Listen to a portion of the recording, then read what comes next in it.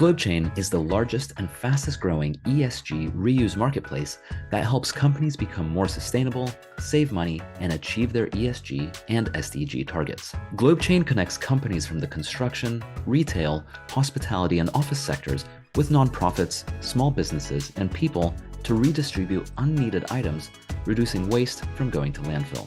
From fixtures and fittings going to thrift stores and being upcycled by fashion students, to construction material being reused to help build schools, items are requested super quickly and help generate impact to local communities. So far, GlobeChain has diverted over 58 million kilograms of items from landfill, and they've helped over 50 million people across the world, saving them 350 million pounds through reuse. Check them out at globechain.com. It can be easy to forget that there are obvious benefits to sustainability aside from the human and environmental ones. For instance, when you buy local and seasonal ingredients, not only does the food sometimes cost less, but it's also usually noticeably fresher and more delicious than the ingredients that are not local or seasonal. And this is the philosophy that Mario and Simon from Curtice Brothers espouse. Sustainability doesn't need to be complicated. Doing that which is common sense can make a big difference. Curtice Brothers make homemade, organic ketchup and condiments in a unique way compared to their competitors. By focusing on the flavor, they have a product that's more delicious, healthier, and far better for the environment than any standard condiment you can buy at the store.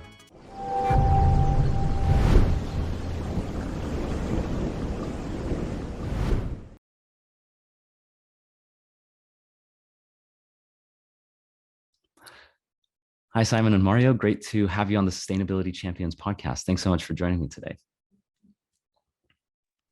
Good morning. Good morning.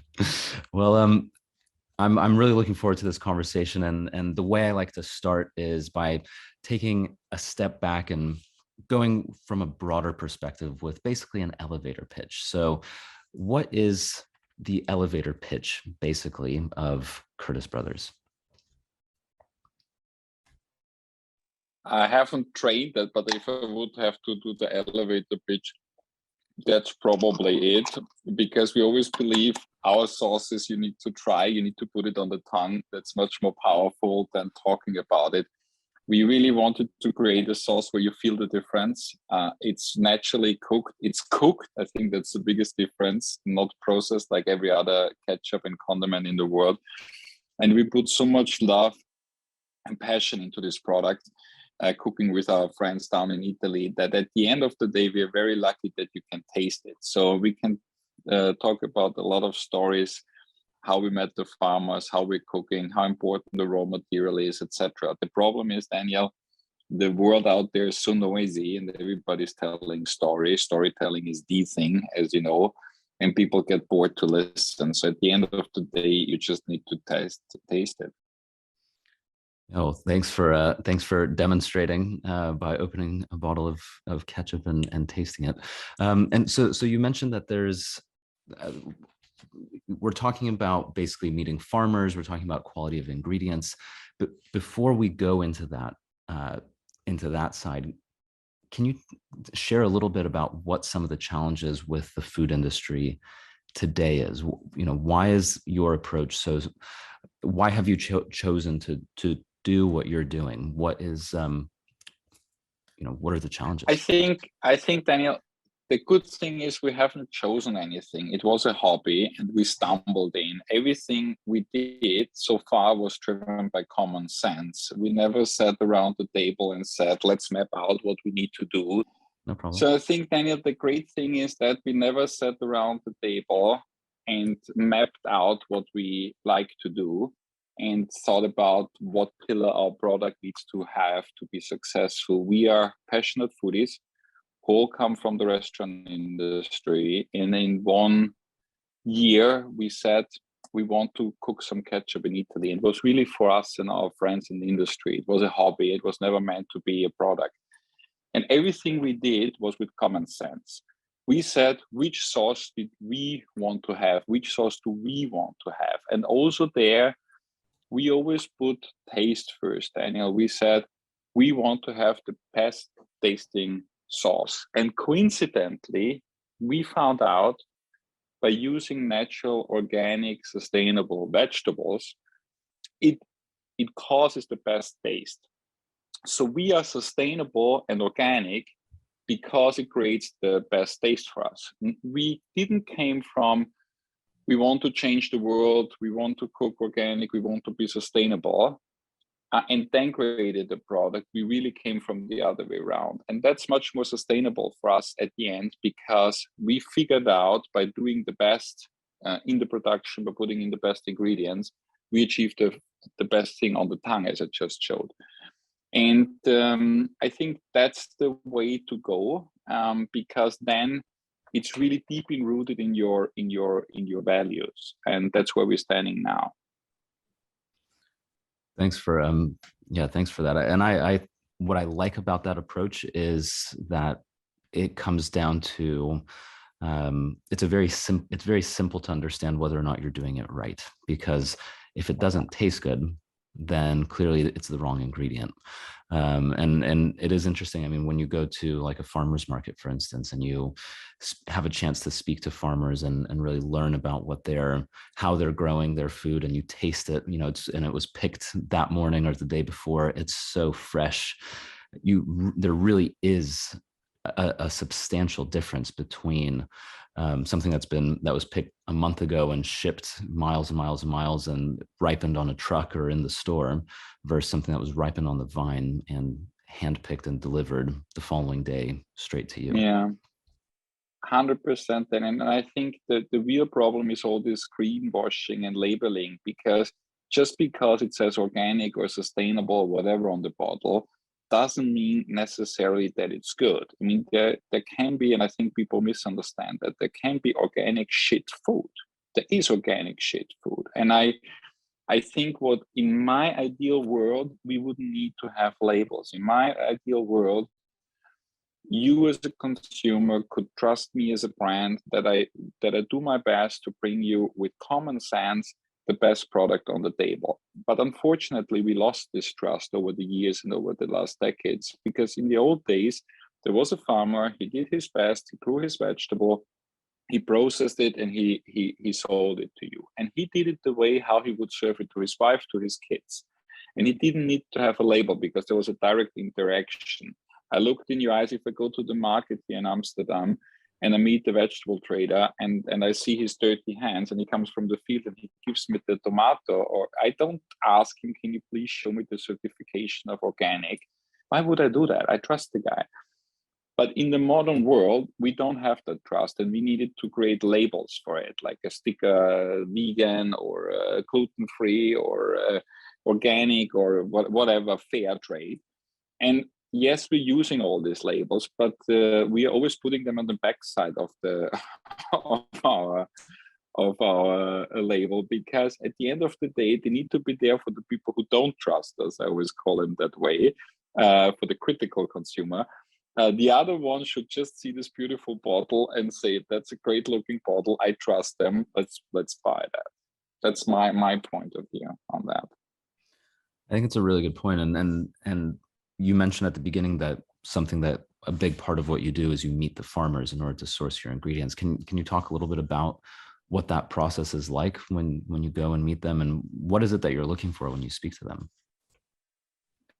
So when we started, I told you it was a passionate product and passionate project, sorry. And we were very egoistic. We said it was a hobby. We said, where in the world do we want to go on our holiday and cook ketchup? Because we need to go on our holiday. So why not picking a nice part of the world? And we all love Tuscany. So we said, okay, we're going to do that in Tuscany. Very egoistic. We didn't do any research if there's the best tomato or whatever. It was just, okay, Florence is a great city. Tuscany has great food and wine. Let's go there.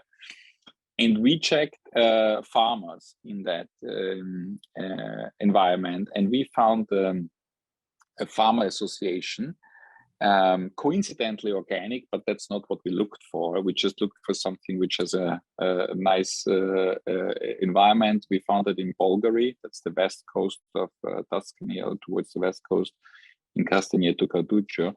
And we found a processing facility which was fed by and owned by a farmer. So basically, we buying the tomato from somebody who is also able to process it into the ketchup.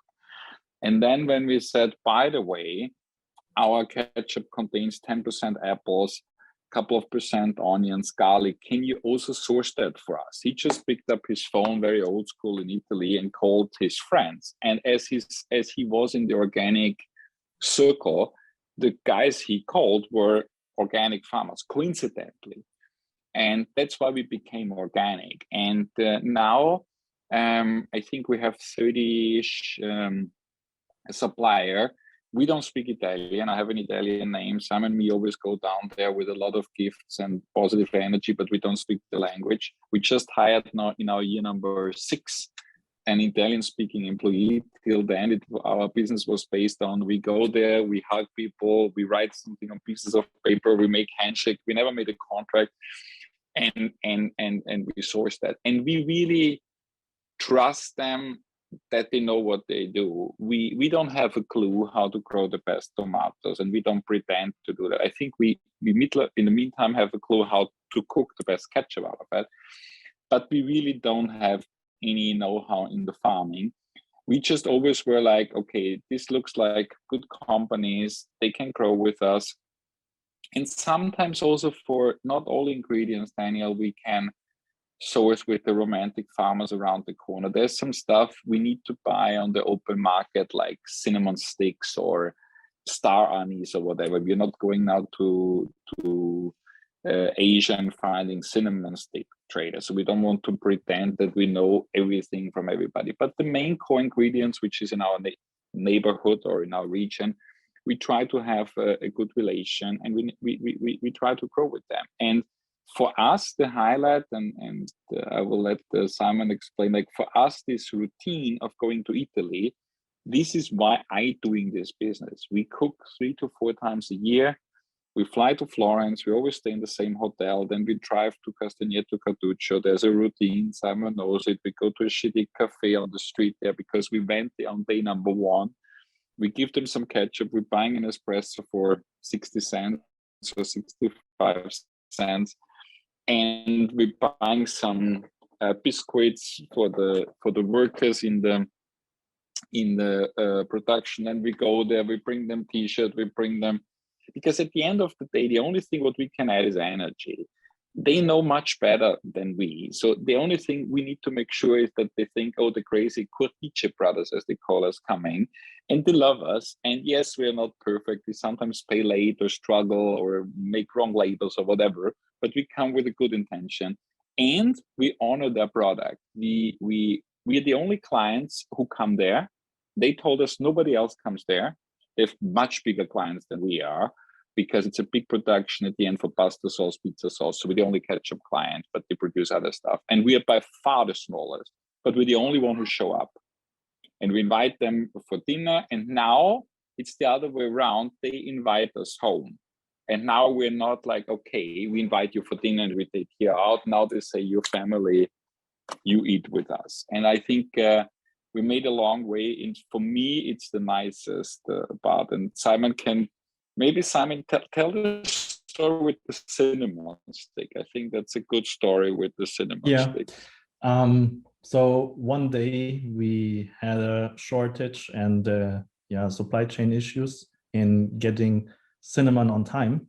So as Mario mentioned, our connectivity towards suppliers and also the communication leaded me towards driving the cinnamon on my own directly to the production facility, because we know that we were late, but ending up with organizing a truck, having a connected shipment with loading and unloading somewhere in northern Italy is way time costing. So just taking the car key, picking up cinnamon and drive it directly to the factory. That's something that maybe in big companies will never happen.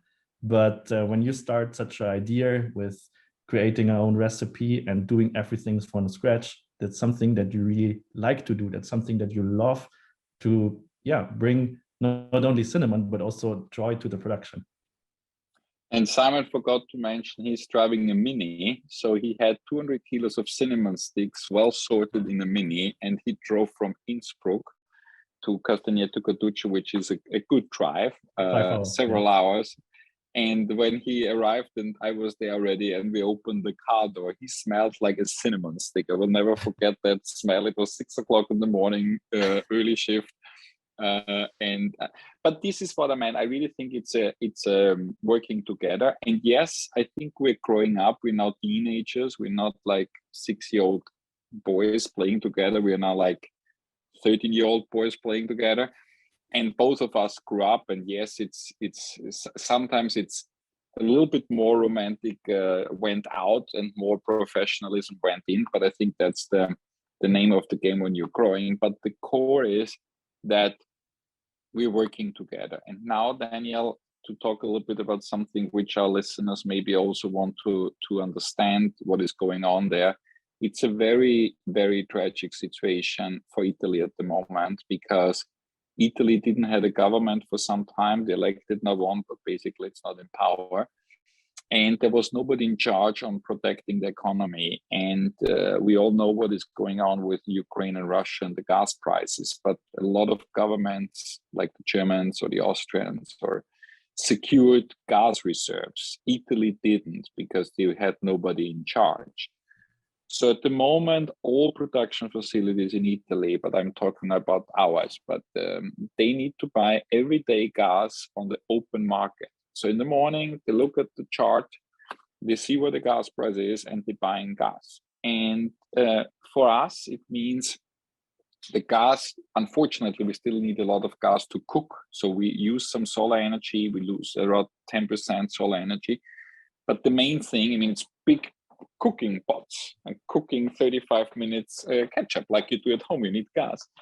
And the impact is the gas price is 10.5 times higher than last year.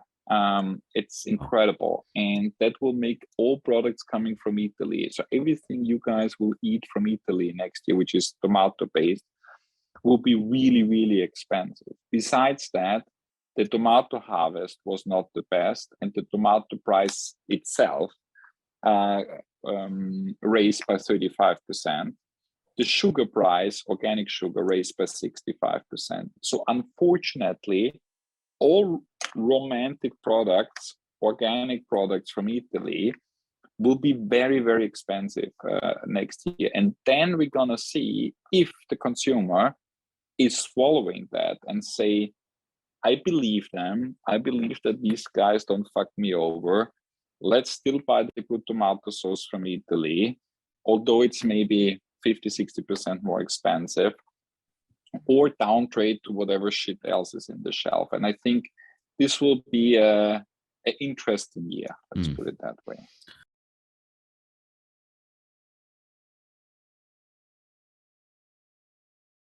Just going back to the very first thing you said, Mario, about what makes Curtice Brothers, or as your Italian friends say, Curtice Brothers, different from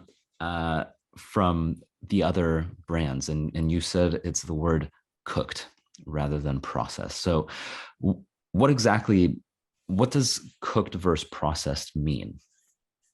So the good thing is, when you disrupt an industry, you're normally an outsider. You come in and you have no idea. So thanks God, nobody of us had any idea how to cook a sauce. So when we start cooking ketchup, we started cooking at home. So because you need to start with a recipe idea. We have professional kitchens, and we cooked at home. And when you cook a ketchup at home, what do? You take tomatoes, you cut them. You take apples, you cut them. You cut onions, you cut all of the ingredients, these beautiful ingredients. You put in the herbs, you put in water, you put in vinegar, you put in sugar, as much as you need, I would say, and you cook it. And you cook it for 35 minutes, 40 minutes, you cook it down, and then you process it, and then you have a beautiful sauce. And this was the only way how we knew to cook ketchup. And we developed the recipe first at home.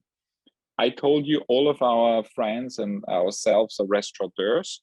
Then we went to the restaurants, much bigger kitchen, but we did the same, just with bigger scale. We cook 10 liters, 20 liters, 50 liters ketchup, still the same.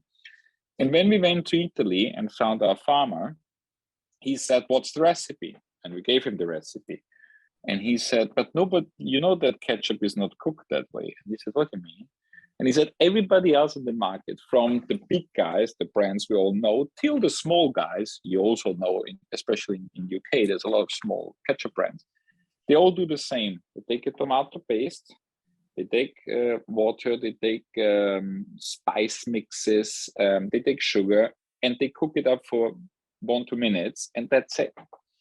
And we cook from scratch. And by doing that, first of all, it's very stupid what we do, because 20% of the stuff is going into the air. So 20% of our beautiful ingredients, they just smell. Every time when we drive towards the La Dispensa, you smell us basically a kilometer away, you smell ketchup. Wow. Because we're cooking it, and which is very stupid, but it has a different profile. So I think we can argue back and forward what is better. Obviously, we believe our ketchup is better, and the Great Taste Award confirmed it 5 years in a row that we're the best ketchup. But it's very different. I think this is clear. And the reason why we did it is we were so scared to change our recipe, because we said, finally, after 2 years, we figure out how our ketchup should taste. Now we know it. And now somebody else is telling us, oh, by the way, you don't do it that way. So we made our producer rebuilding our production, and Simon can explain in a second, in big scale. So we had a small cooking pot. They have a 1,000 liter cooking pot. We cut the onions by hand, they cut it with the machine, but it's the same thing. And every time we tried to touch that process and said, okay, it's really expensive, it takes long. We said, yeah, but what if it doesn't, like, we don't know others. Like, we don't know how Heinz and Stokes, and we don't know how they do that. So we just need to do what we know.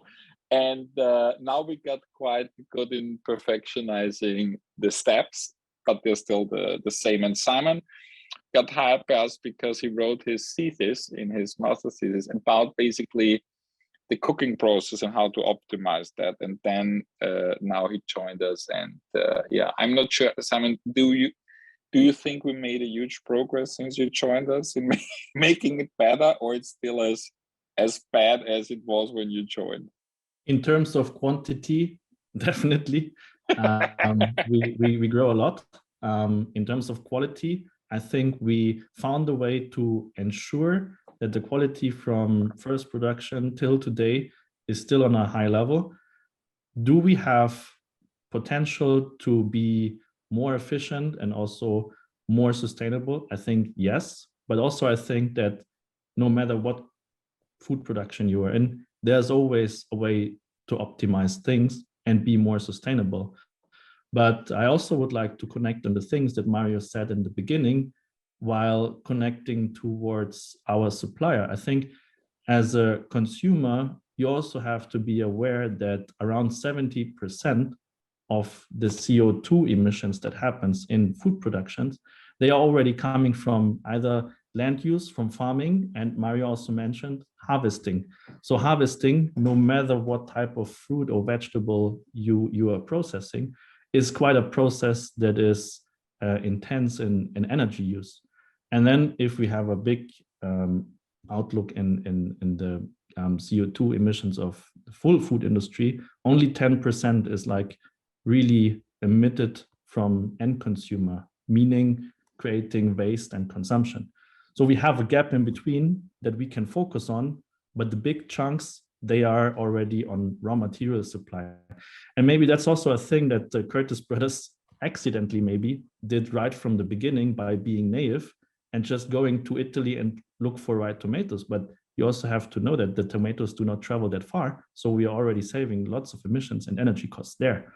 And that's, I think, what we are doing right now. And yes, we can do better, but we're doing a couple of things right. Thank you for that. I think it's as you said, Simon, there's always room for improvement, and it's you're constantly learning and finding ways to optimize the process and use make more out of fewer ingredients and really ensure that there's less waste. But it's a process, you know, it's every day, if you can improve by a little bit, then after a decade, you've done a lot. I'm curious to know, in terms of the way that you're making the sauce, instead of the word processed, because at least from a health point of view, the word processed, you typically don't like. It's said it's not good to eat processed food, and that's something that Curtice Brothers does not do. You don't process anything. So can you can you talk at all about the health aspect? So yeah, Daniel, you were asking about health benefits and aspects about our products, what we are doing different compared to the industry. And Mario already mentioned that we are the one cooking our ketchup, but also when you start thinking and rethinking a existing product and you want to do some revolution in the supermarket shelf, you also have to think what benefits you can offer to customers. And we always had the thinking that, first of all, you expect as a customer, by buying tomato ketchup, you're expecting quite an amount of tomato inside of the jar. So that's where we also have started, using as many tomatoes as possible, because tomatoes is a fruit that brings already couple amount of sugar into it. So of course you need a bit more sugar to get a shelf stable product after opening jar. And question was, how can we get the additional amount of sugar to ensure the shelf stability? And we decided using apples, for example. So we have natural occurring fruit sugar, and only the last piece of sugar that we need to ensure stability, that one is coming from refined sugar. But we always try to keep that amount as low as possible. And the same applies to salt intake. So these definitely make differences in our product compared to other competitors. And Daniel, what was so shocking when we stumbled into the ketchup industry, at the end, why we really did it is we found out how much sugar it is really in our main competitors, and there is nobody having under 20%. So most of them have 23, 25 in UK. The main brands even have more. There's one brand which has over 30% sugar. But what was really, really shocking is how little tomatoes are in that bottles. And when we started cooking by ourselves, as it is called tomato ketchup, we put in a lot of tomatoes. And our recipe at the end is very simple. It's 77% tomato, it's 10% apples, 6% added sugar, and the rest is a lot of herbs and vinegar and spices, etc. And when we started, we put 77% tomato on the bottle because we were so proud. And I thought it's like chocolate. The more percent you have, the better it is. And people looked at us and said, what, only 77% tomato? Because they didn't know how bad the others are. Because all the big brands out there, I will not tell the names now, but there's a few big brands, they have under 20% tomatoes, but they have 25% sugar. Oh. So when we did that, it obviously comes with a lot of consequences. The apples add the sugar, but what they also do, we don't cook with apple puree, we cook with real apples, with the skin, because under the skin, the pectin, they help at the end with the consistency. Because Simon mentioned, I think there's two things on the ketchup which are important: the balance between acidity and sweetness. That's the art of ketchup, I would say, and that's by the big guys only mastered with vinegar and sugar. But that's the two things. We are mastering it because we need to cook every year our ketchup from scratch, because we cook from the raw materials. So if the tomato has more sugar, we can reduce. So it's like a cuvee, I always say. Our ketchup production is like making a good cuvee. It will never be exact the same as the year before, but if you like our direction, it's very similar. And so we have the art, and so always one of us needs to be down there, because at the end of the day, we need to do what I just did before, put the finger in and say, that's it. Like a good chef tastes his sauce. It cannot be 100% streamlined. But we had the apples for the pectin.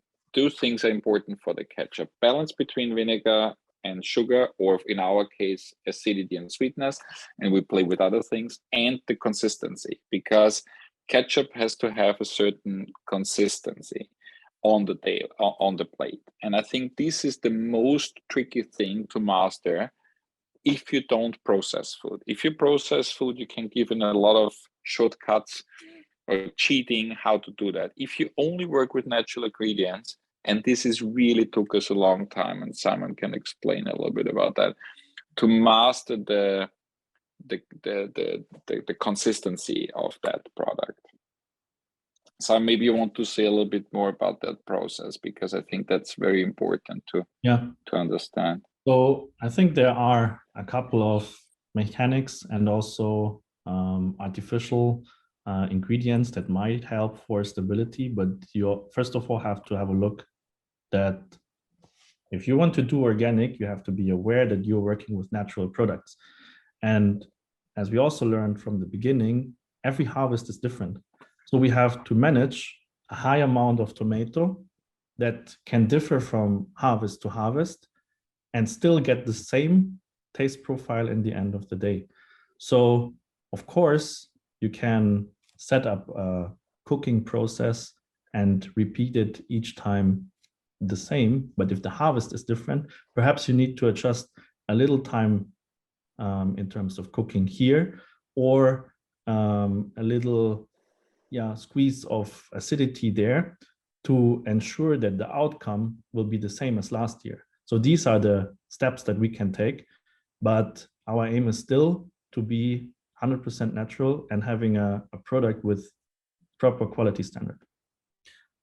I really like the thought that each year the sauce tastes slightly different. Obviously, you're approaching it with the same philosophy, and you have a very specific product in mind that you're aiming for, but nonetheless, it's going to be a little bit different because the harvest is different, and Simon, like you were saying, you may have to add a little bit extra acidity here, or you have to start playing with the dials to get as close as you can. But it sounds like it's a very human process rather than a machine process. And so there's something quite organic in that. And I mean organic, not in the sense of no pesticides, but it's an organic process that is, well, it's an art, really, much more than a science in many ways, I would think.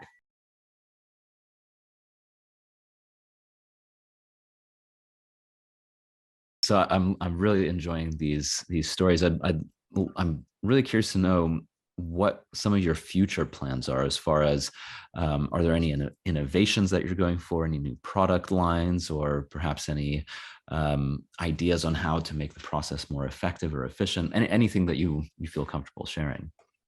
Yeah, there's a very controversial topic, and I'm not sure how it lands with all of your listeners, so we maybe piss off somebody, but we came with the idea always the glass is the best, is the best, is the best. And then we found out that glass has a lot of difficulties. First of all, ketchup is consumed by kids and by families. And mothers wrote us and called us up and said, you have such a great ketchup, but I cannot hand this bottle to my 5-year-old, 6-year-old, because we have a very wide opening. It's very difficult to really portion it, even for a grown-up. And there's one study, very interesting study, Daniel, that basically kids between 5 and 10, the only thing they're allowed to choose on the plate is the amount of ketchup. So the mom cooks something, puts it there, and the kids normally don't like season by themselves and cayenne pepper or salt like what we do as a grown-up. They get the bottle of ketchup and they make like that. And the amount of ketchup is basically their customization, so to say. And kids love that. And also a lot of our friends have kids, and they all said, your product is great, but we need a squeeze. And I have not the background as Simon have, and my instinct was always plastic is bad, squeeze is bad, we cannot do that, we cannot do that, we cannot do that. Till we learn that we can do that, and we will come out to the market. It's a 3D model. So it's a beautiful shaped bottle. It's empty, obviously, because we fill it in February. And we do two things there. First of all, we make a product which is usable for families and squeeze. We make it a little bit bigger, that the packaging costs are per milliliter not so expensive, because we learned just how much that is. We talked about gas prices.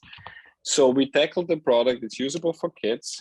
It's a little bit better and therefore more affordable. And then we made one thing, and I'm not sure how our consumer and our fans will react, but we made one important step. This product line will stay and is our premium organic line, and this is not organic. And that's a very brave decision, because we're buying from the same environment. We're buying everything there. It's the same nutrition facts, it's the same process, but we believe that the recession will put a lot of pressure on the consumer, and we can put that product out for €1 cheaper. And €1 cheaper doesn't sound a lot, but it's like per milliliter 50% cheaper. And we thought, okay, maybe for the next 1, 2, 3 years, this product is just too expensive. Maybe people would like to buy it, but cannot buy it or don't want to afford it. So we can still produce a great ketchup with all the stories, the nutrition facts, the same thing. But we, as you know, when you go shopping, organic ingredients are a tick more expensive, and we are doing that. So I think it's a very brave move. It's driven from a good heart. We want to have a ketchup which is used by families and kids.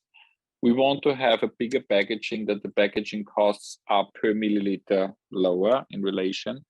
And we wanted to have an affordable product. So this product next year you will find on the shelf for $3.99.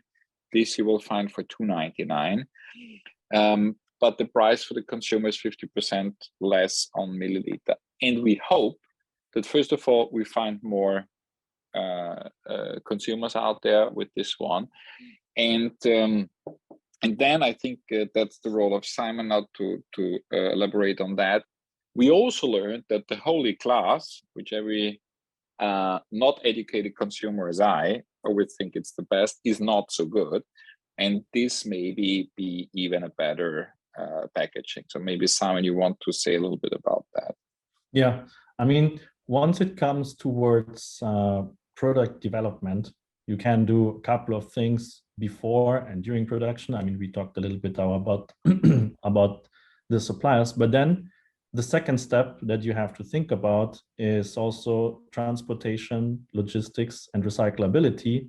Of course, in between there is the direct consumer, but you have to be aware that, for example, a bottle that is filled, or a tomato ketchup that is filled in a plastic bottle, yeah, ends up with a lower weight on a pallet compared to a glass bottle, because the glass itself is quite heavy to transport. And unfortunately, there is no system available for ketchup bottles that can be returned in a supermarket and be reused. So each time we are using a glass bottle, it has to be melted and has to be created from scratch again. And I mean, you can recycle plastic bottles as well, but they are way lighter and we can transport way more product, meaning we also reduce CO2 emissions on transport. And also for customers' perspective, we are reducing CO2 emissions because the recycling process of the plastic bottle that we use needs way less energy compared to glass. So if I have a conversation with friends on the table during dinner, I always say there are 3 measures that can be taken by direct consumer: avoid, reduce, and recycle. So you, as a customer, you should probably rethink about products that you're taking out of the shelf, checking the packaging. Do I get as much product as possible while having a light packaging that still ensures durability of the final product? Yeah, it's a really interesting point. I think the knee-jerk reaction is to think, well, why would you go from glass to plastic? Because plastic is bad. But as the more of these conversations that I have with people who really think about these things and make these decisions, you know, it's obviously something you put a lot of time and research into before making the decision. That's why you're using the word brave, I imagine, because you realize how it looks and what the concerns are. But the more you research it and the more you think about it, the more I think it becomes obvious that it's not as straightforward as it seems. It's not just you're going from glass to plastic, that's bad. It's not black and white. Not at all. It's not even close to black or white. It's extremely gray. It's very much right in the middle of, actually, it's a very, very nuanced decision. And what ends up happening is you have to start figuring out where are the trade-offs.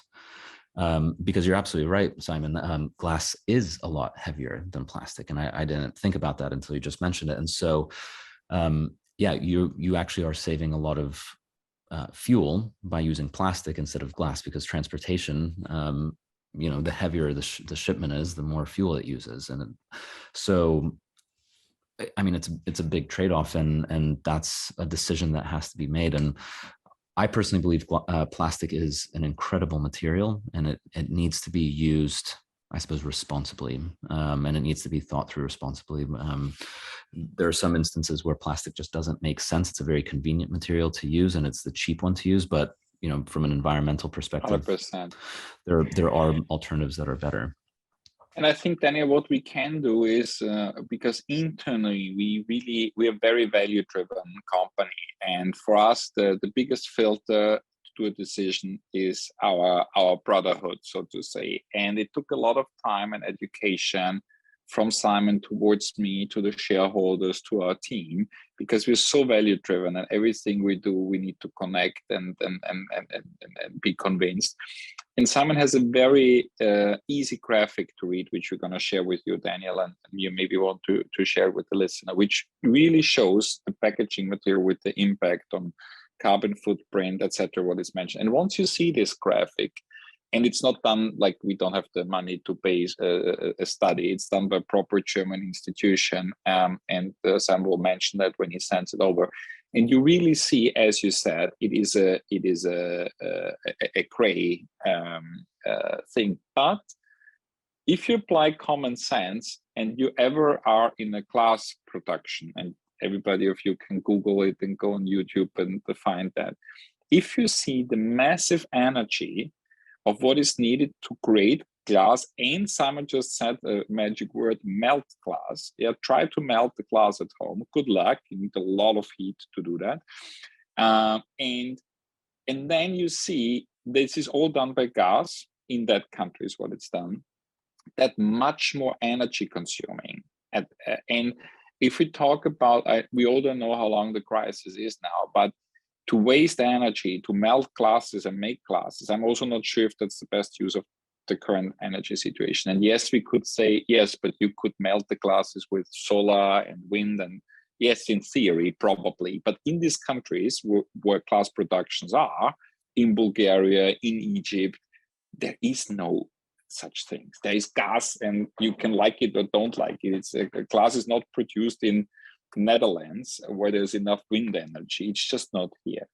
So I think common sense, and we come that it's one of our core values, is really to apply common sense. When we cook the ketchup, and I come back to this original thing, we never thought how much sugar do we need to put in to be healthy or this. We just cooked and added a spoon of sugar. We tried it. Oh, it's not enough. We put another one in, and we ended up in 6% added sugar, which is very low compared to the 25.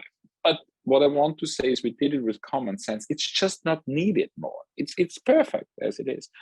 And if you apply this common sense, what would you do for your own family, for your own friends? And you apply that on packaging decision, on decision how you ship something, how you react. And I think if you're not a weirdo, if you're a normal person and you apply common sense, you end up by being a sustainable company.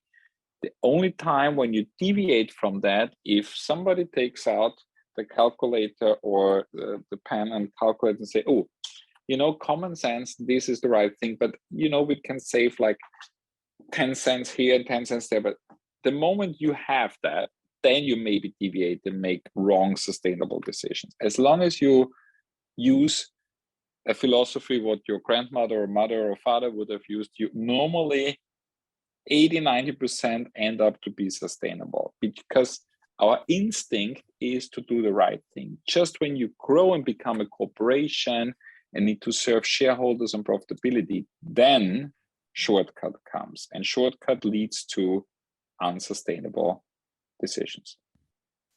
It's an interesting point. And yeah, I think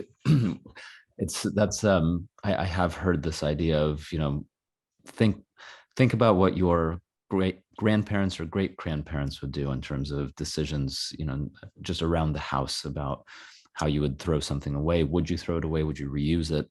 And when you approach it that way, you don't need any, complicated graphs or charts or algorithms. It's just a kind of, like you say, common sense decision. And with that in mind, I'm curious to know, are you optimistic about the environment and the future? There's a lot of sustainability champions. Our philosophy is that there's a lot of doom and gloom in the media about the environment. Every time you read the news, there's always bad news about things going on. But what we do is we show that there's actually a lot of people all over the world who are finding amazing ways to, maybe it's little ways, sometimes they're really big ways, but there are just so many people who are finding ways to protect and even heal the planet and the environment. So I personally am very optimistic, and I'm curious to know if do you share that? Do you have optimism? And if you are, why are you optimistic about the future? Simon. Yeah, I'm always optimistic, because if you have a look backwards in history, it was always technology and new innovations that brought humanity into a new level of productivity, for example, but also maybe in sustainability. And if you have a look into what's happening in the food industry right now, and I also like to have a look more towards Asia, because these countries there are more technology driven in terms of direct consumer. And maybe with Corona, we also had a little support because people start using QR codes. And with a QR code, you can transport a lot of information, not only from supplier towards industry, but also from industry towards end customer. And I think with this type of technology, we have more transparency, and we also have a proof that someone is doing something. And I think at the moment, we might not have a standard in measuring different sustainability approaches, but once there is a standard, also customers understand way more about this topic. And at the moment, I'm always thinking what we can do, what can we do as a producer to give information towards customer. And we are already doing a podcast here, for example, and it's kind of educating maybe in a couple of topics, but also sometimes people keeping the facts in their mind, and then they also get to know with better decisions that they take. And that's what's driving me optimistic. Oh, thank you for that. And I agree. And that's the amazing thing about technology, is it, especially in the context of what you just said, is the more information that's available, it could go either way. I mean, there's also a lot of negative information that's being spread around, but the positive side and demonstrating all of the wonderful things that are happening and sharing the stories of different companies, from industry to consumer, as you said, about here's what we're doing to make a difference. It's clear that there are a lot of people who are doing that. So I'm glad to hear. Daniel,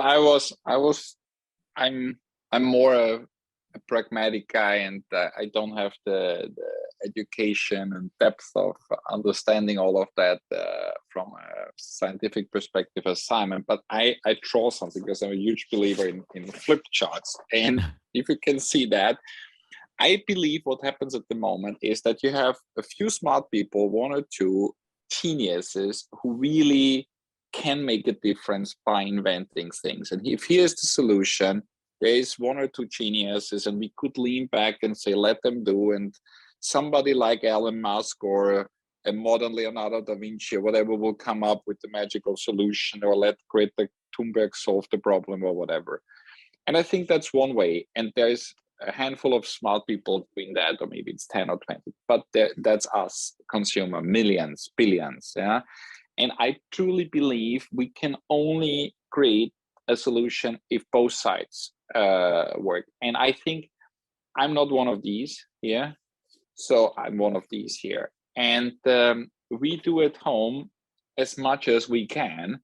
And we also, as we have a huge network and we have, I don't know, a couple of thousand followers and friends, we share that. And if all of us act with common sense and shop locally, shop regionally, don't take plastic in the supermarket, buy on the market, carry it home. Not everything needs to be packed. Just throw it in a basket and carry it home.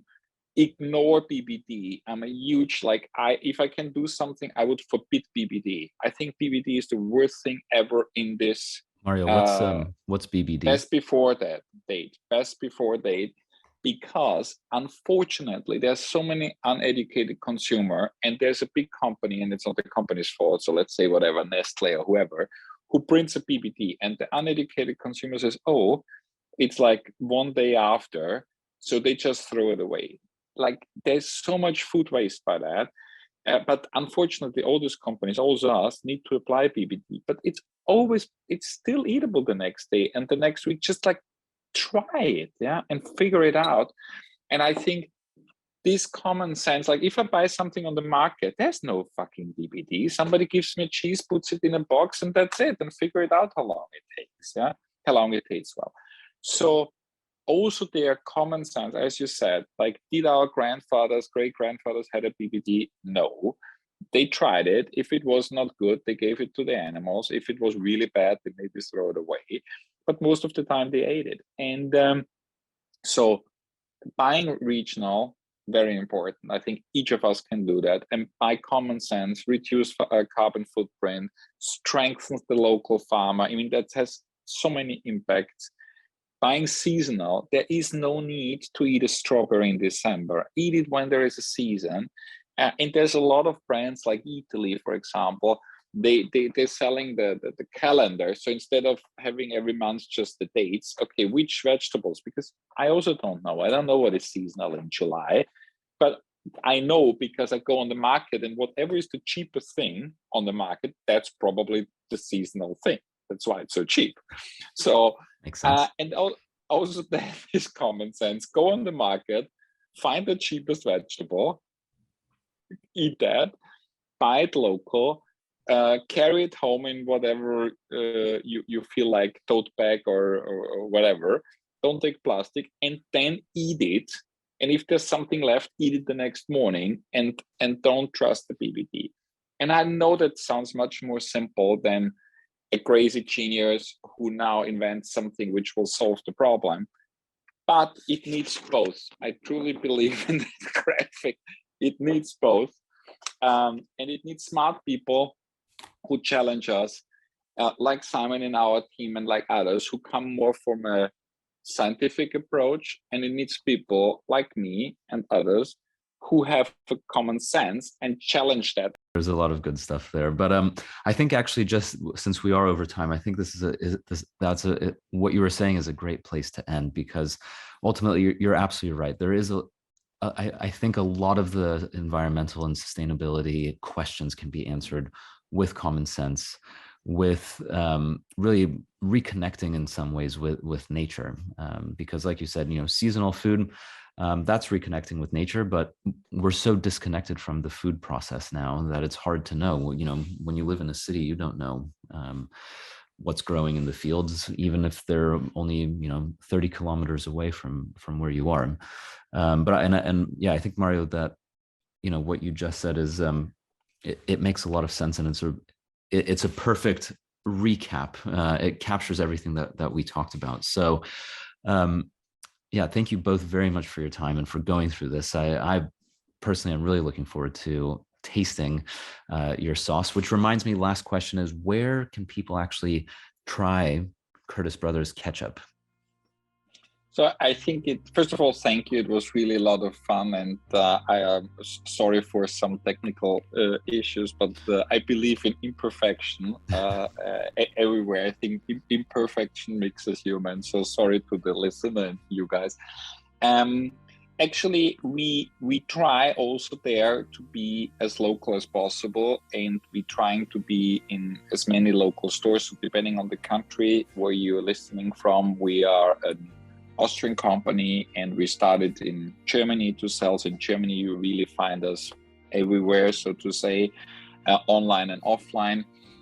In UK, there's a few small retailers, but what is always the first try is go to our website. First of all, you find the stock is there, and you find your local web shop. So we always have the backup. There's no excuse not to try us. There is a own web shop in UK. There's our own web shop in Germany. For all the other countries, we are on Amazon. We are in a lot of restaurants and hotels. That's where we're coming from. So we're in a lot of the Hoxtons of the world, and funky boutique hotels and nice restaurants where you can find us online, and also the stock is to find. And for you, Daniel, we're gonna send you a package. You guys will all find us on. We are very transparent. You find Simon and me on LinkedIn, on Facebook, on Instagram. So if you cannot find ketchup, just drop us a message. We're very generous normally. Unfortunately, too generous in sending out free samples. So don't tell anybody. But there might be a way to get some ketchup to try. Excellent. Well, thank you very much again for both of your time, and it was a lot of fun talking and learning about how you're making ketchup completely differently from the rest of the industry, and in that process, you're kind of redefining the way you can even think about something like a condiment. So, best of luck, and I hope that the common sense thinking carries you very far and continues to inspire other people. Thank you so much for all your time and bearing with us through some difficulties. And I hope it still brings the message through. For us, it's very important to share our experience and also encourage people to go your own route. And I think just if you have an idea, follow through. Disruptions are always coming from a disruptor. The disruptor normally don't have any clue about what they're doing. So I just can encourage everybody who is passionate about something, don't stop because you think you have no clue. I think it's a huge strength. Take your naivety, take your passion, follow through.